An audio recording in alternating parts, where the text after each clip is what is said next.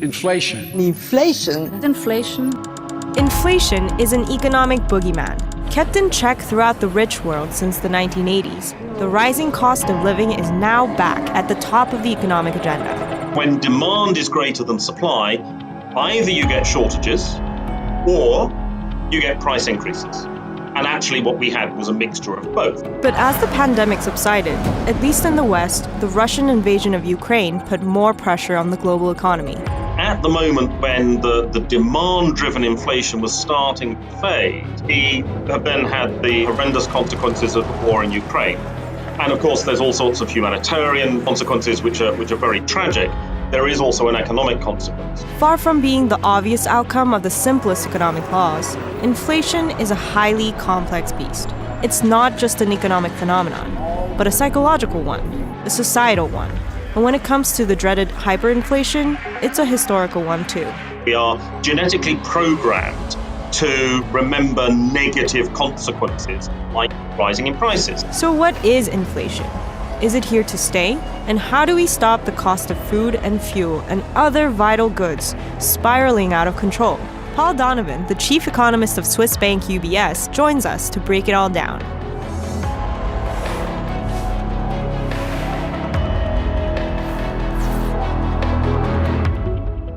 Inflation is the change in prices, generally speaking, but there's, of course, lots and lots of different prices.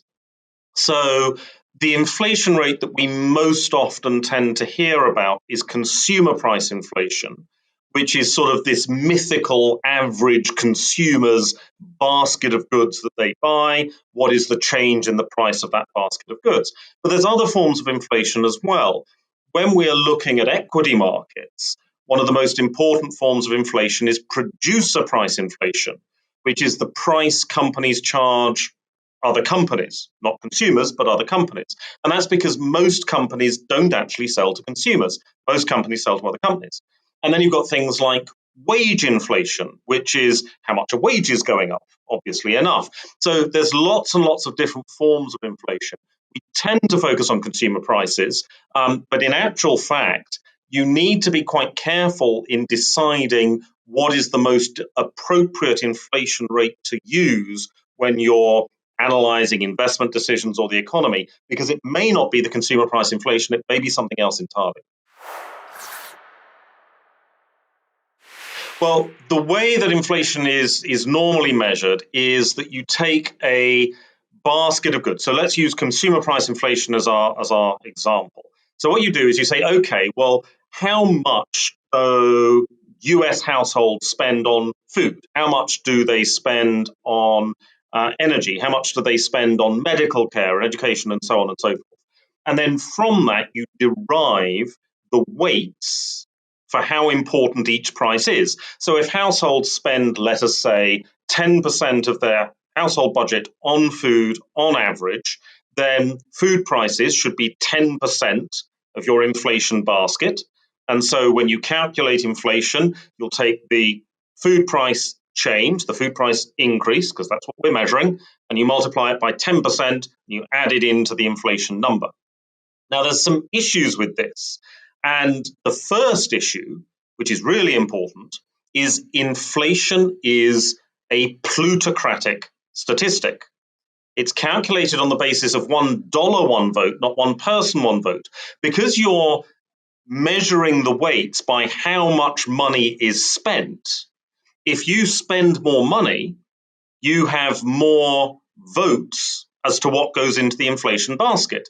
And so the result is the, quote, average inflation rate tends to measure the higher income consumers' spending pattern, not the low income consumers' spending pattern. And that can be quite a significant problem at times, because from time to time we get this issue of inflation inequality, where the things that low income people are spending their money on are going up in price a lot, and the things that high income people are spending their money on are not going up so much. And that can then create this situation where most people actually experience an inflation rate that is higher, or from time to time lower than the reported inflation rate. And that's something that we are probably starting to get at the moment because food and energy prices have been rising. And lower income people tend to spend more of their budget on food and energy prices, but the CPI reflects what higher income people are spending, not what lower income people are spending. Well, there's a couple of reasons. The first is, as per inflation inequality, it might be worse than it is as far as you're concerned. And we've got to remember, you're dealing with an average over a very wide economy. The chances are that the things that you're buying are not exactly the same as the things which are going into the inflation basket. But then there's also this combination of factors which come from behavioral economics. And these are loss aversion and frequency bias. So loss aversion is the fact that people remember bad things more than they remember good things. We are genetically programmed to remember negative consequences like rising in prices. And this goes back to sort of basic survival. We run away from the saber-toothed tiger 3 times more quickly than we run towards the next meal. So that means that when prices go up, we remember them. But when prices go down, we're less likely to remember them. The second thing is frequency bias, which is we remember the price of things that we buy very, very frequently. We are less likely to remember the price of something we bought 2 years ago, but that's still relevant to our overall cost of living. So that means that when we see rising food prices, rising fuel prices, because people tend to buy food very regularly, because they're buying fuel for their car very regularly, maybe they're paying for transport on a regular basis, like public transport, people remember the price increase because every single time you go to the vending machine to buy a Snickers bar, you're reminded the price of the Snickers bar has gone up. And if the price of the Snickers bar has gone up 20%, you think, well, everything's going up in price dramatically. The reality is that you probably don't eat that many Snickers bars in a single day, but you remember the price because every single day you're being reminded the price has gone up. The fact that your television 2 years ago was cheaper than the television you bought 7 years ago, you don't remember that. You just remember the price of the Snickers bar, and it creates what we call an inflation illusion. So this combination together, we remember the price increases more than we remember the price declines, and we remember the high frequency purchases more than the occasional purchases. That combination very often creates an inflation illusion that people believe inflation is higher than it actually is. Well, what we've got at the moment is 2 different effects coming together to create what's, by recent historical standards at least, quite high inflation, though it probably doesn't last at these levels for that much longer. So the first thing is that in 2021, what we had was a simply extraordinary, absolutely extraordinary level of demand for goods. People were buying stuff. And the reason people were buying stuff was that throughout the pandemic, you'd not been able to go out and buy stuff. You'd been sitting at home. And people were therefore effectively forced to save money. You've still got an income, at least in developed economies, where social security systems provided you with an income, but you couldn't spend that money. So what's the result? Well, the result is your savings piled up. As soon as the restrictions are lifted, you've got a pile of savings that you didn't actually want to have. And you've been sitting at home looking at your interior decor, watching home makeover programs on Netflix. What are you going to do the moment the shops are open? You're going to go out and buy new furniture and refurnish your home, or you're going to redo the kitchen or buy a car or whatever it is. And so we get this extraordinary surge in demand for goods. And that has pushed up inflation because we did actually see also an extraordinary surge in supply of goods, but the demand for goods was so unusual, it overwhelmed the supply. And when demand is greater than supply, either you get shortages or you get price increases. And actually, what we had was a mixture of both. But some of that surge in demand pushed up prices. Now, that started to fade because, of course, by the end of last year, in a number of countries, that stock of savings had disappeared. It had been spent. You'd bought your 54-inch flat screen TV, you'd bought your new washing machine or whatever it was, and so the demand was coming down. And so that inflation pressure has started to fade in 2022.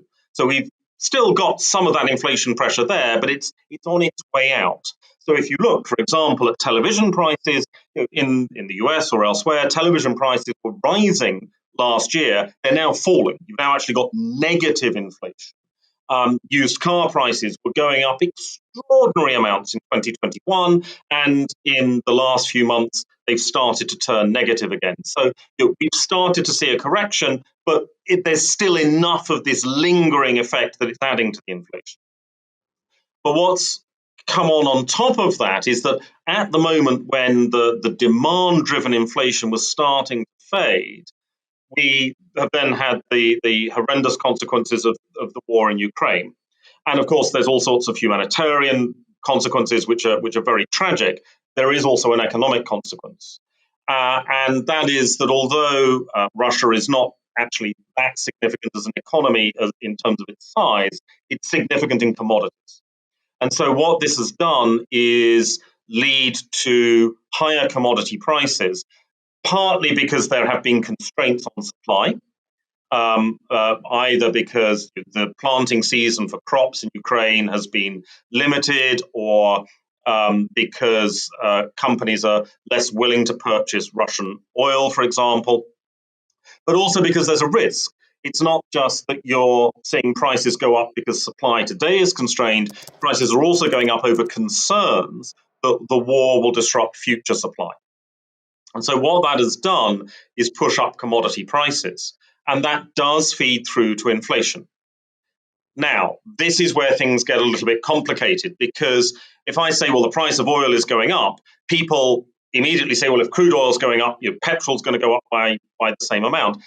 That's not necessarily so, because, of course, you don't pour a barrel of crude oil into the tank of your car.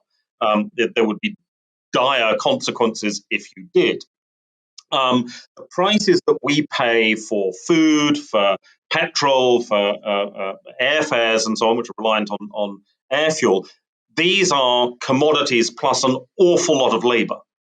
And in the case of food, an extraordinary amount of labor. In a developed economy, only about 15-20% of what we spend on food is actually going on food. Most of what we spend is going on labor, which is delivering and processing, retailing, advertising. All of that comes out of what we spend on our loaf of bread. The farmer doesn't actually get that much. But with oil and with certain food products, it does have a pass-through. Globally, if I look at oil prices, crude oil is just under 2.5% of a typical inflation basket. And then you've got a lot of labor turning that crude oil into gasoline. But of course, if the crude oil price goes up by 100%, that will add just under 2.5% to your headline inflation rate. And that's pretty much what's going on at the moment. Interesting question, depends where you are. In the United States, I think inflation probably peaked in March.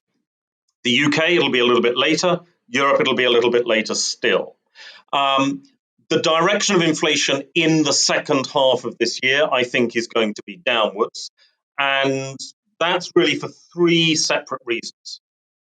The first, as we've already discussed, a lot of the areas where prices were really being pushed up last year by that absolutely extraordinary demand, we're now seeing the inflation rate come down, and in some cases, the inflation rate turn negative. And that's going to happen to more and more goods as we go through 2022. So the extraordinary demand is fading. As the extraordinary demand fades, the extraordinary prices will also fade. Second, and this is the big one, is what we call base effects. The most common way inflation is quoted is the year-over-year change in price. Now, when you think about that, that means that the year-over-year inflation rate that we always quote is telling us not just about prices today, but also about prices a year ago. And what we are doing, say, in March of this year, is comparing the prices in a normal economy in March 2022 with the prices in a lockdown economy in March 2021. And of course, if you're comparing normal to lockdown, there's going to be a change in prices, which is going to be quite sizable. As we go through this year, say by June, we're going to be comparing, at least in the States, a normal economy in June 2022 with a normal economy in June 2021. And the price change is obviously going to be less dramatic at that point. So that will lower the year-on-year inflation rate. Now, that's also why different economies peak at different times, because different economies opened up at different times. So Europe was still more or less in lockdown in April 2021, for example. So you're still in April going to be comparing normal with lockdown for Europe, but in the States, you're going to be comparing normal with getting back to normal. So that's why we've got these slightly different peaks. The third reason I think inflation comes down is sort of the absence of the inflation pressure that would really worry economists, and that's a wage cost price spiral. So we're not seeing wage costs really rise in an inflationary manner at the moment. Wages are about 70% of inflation in a developed economy. So it's the big one. It's the thing we really focus on. And we're not really seeing wage costs go up. Now, it's wage costs, not wages. That's an important distinction, because if you are paying people more money because they're working harder, as I repeatedly remind my boss, that's not a problem. That's not inflationary at all. And what we're seeing in most economies is that people are working harder.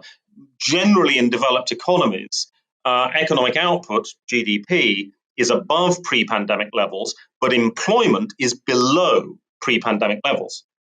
So you've got fewer people producing more stuff. If you're paying fewer people a bit more money to make a lot more stuff, that's not an inflation problem, and that argues against there being an inflation concern in the second half of this year. Well, to some extent, the best thing governments can do is nothing. In as much as governments really can't change the oil price, central bankers can't suddenly change the price of wheat or other commodities. There are certain things that governments can't actually do that much about.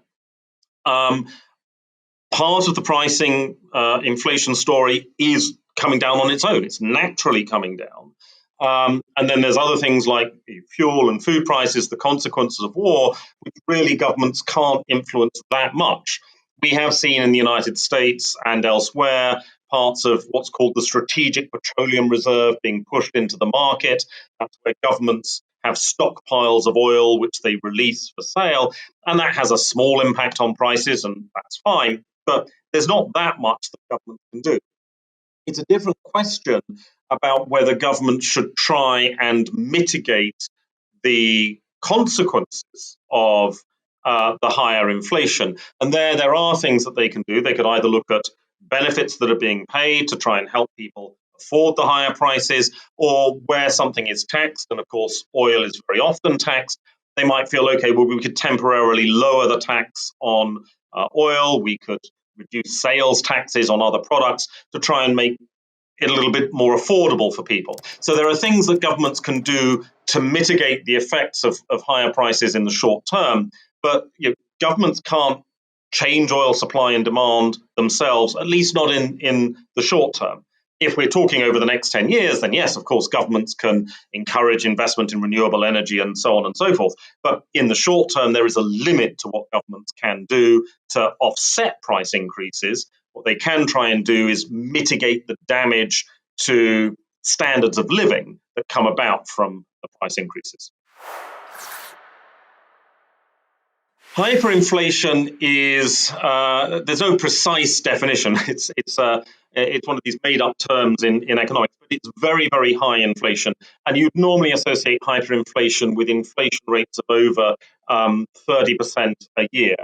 That's an environment where if you're holding cash and you're not earning a rate of return, your cash is losing its spending power, losing its value very, very quickly. So hence roughly a 30% year-over-year inflation rate will do it. The thing about hyperinflation is that a hyperinflation episode generally causes a transfer of wealth away from savers and towards borrowers, because the savers are watching the value of their savings go down, but the borrowers are watching the value of their debt, the amount of money that they owe in real terms, also go down. So you're creating a shift of wealth in society away from savers and towards borrowers. And that can be very disruptive, of course, because people, we go back to the loss aversion, people don't like losing things. And if you're seeing the money that you've worked hard over your lifetime to build up, if you've seen savings you've accumulated to finance your life in your old age, that's suddenly starting to be turned into a worthless pile of paper. That's something which is very, very corrosive, very, very negative, and people react very, very strongly to it. The debtors, of course, are very, very happy, but the savers who are seeing perhaps 20 or 30 years worth of hard work disappear in terms of its spending power overnight, that creates a very, very negative situation. And so we tend to find that episodes of hyperinflation are very socially disruptive because people really resent the fact that they are being penalized for having worked hard, being penalized for having prepared for their old age and their retirement and so on and so forth. They really, really resent what's happening. And the interesting thing about episodes of hyperinflation is that the legacy of a hyperinflation episode lasts, in many cases, for generations, 2-3 generations, because the people who experience the hyperinflation are very, very opposed to inflation thereafter because it's been so catastrophic to them at a personal level. And it's not just them, they tell their children and their grandchildren about it. And so very often in societies that have experienced hyperinflation, you will find that a lot of people are very, very sensitive to inflation, very, very opposed to inflation, not just for a generation, but for 3 generations afterwards. Germany, which of course had hyperinflation in 1923, and then again immediately after the Second World War, has a strong cultural tradition opposed to inflation. Singapore, where a lot of nationalist Chinese refugees had experienced hyperinflation in nationalist China in the 1940s, again moved to Singapore and bring with them this cultural fear of inflation and this abhorrence for inflation driven by this hyperinflation story. So there's lots of examples of this around the world where it goes on for a very long time because the social consequences, as much as the economic consequences of hyperinflation, are so damaging.